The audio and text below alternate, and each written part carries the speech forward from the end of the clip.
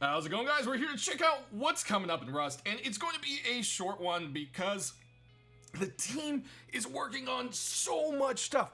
We've got HDRP going on, which, if you don't know what it is, it's basically going to be Rust 2.0. So you see these images, they're going to be floating by in the background. These were sent to me courtesy of Gary. He tweeted one and sent me the other two. He apologized he doesn't have better looking pictures, but honestly, these are pretty cool because you can see the huge difference. They're redoing Rust from the ground up, and it is being redone, and the reason for this is for optimizations, and it's also a graphics overhaul.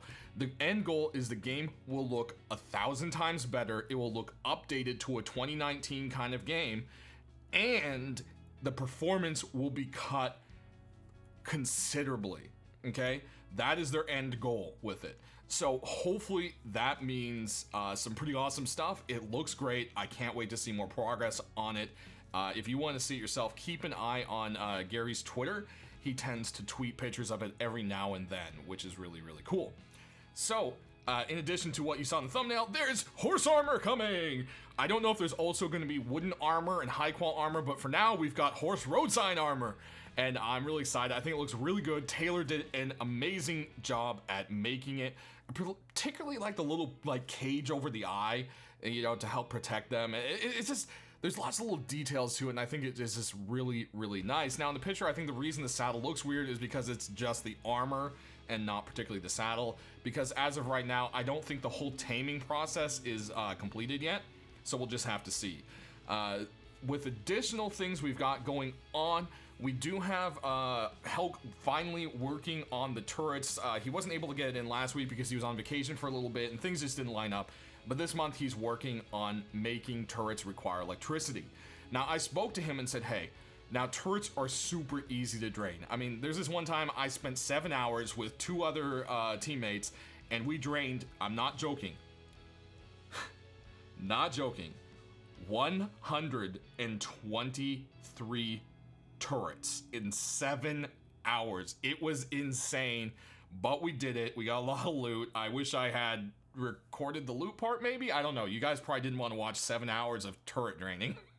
One or another, long story short, I said to him, hey, they're still way too easy to drain. Nerfing them needs to happen, but also they're just so easy to drain. You know, something needs to be done. And he said, don't worry about it. I'm going to make it to where they're not drainable and have to be destroyed. Now, what that means exactly, I'm not sure. We're going to have to see, but there's some commits, as you can see here in the background.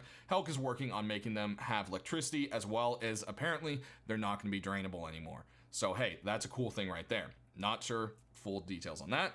We also have another new little thing coming in. It is the damage detector, which has now become a seismic detector. It outputs more electricity the larger the vibrations, and it is a pointometer electrical component. So that's the name of it there. So this is something you could use as like a dimmer and such, I believe. So that's kind of a cool thing. I think that's something a lot of people have asked for. So that is definitely a cool little side thing right there. Now, another thing in addition, a lot of people are like, how come, you know, they're not fixing Rust? It's so broken, blah, blah, blah, blah, blah. Well, they've actually canceled some of their projects. Sadly, Wise Guys and Flotel bit the dust along with Ruin and a bunch of other stuff.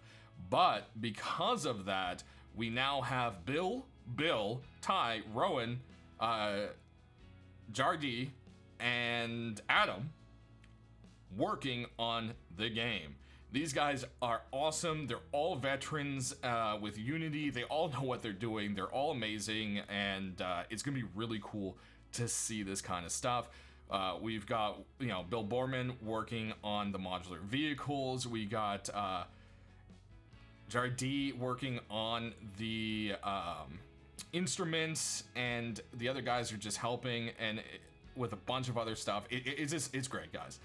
Then one of the things too, if you didn't know, Bill, who's making the modular car system, actually worked on a game of his where it was all modular vehicles. So that makes me really excited because I know the amount of detail that's going to go into this kind of thing, and I think that's just spectacular. So that's it, guys.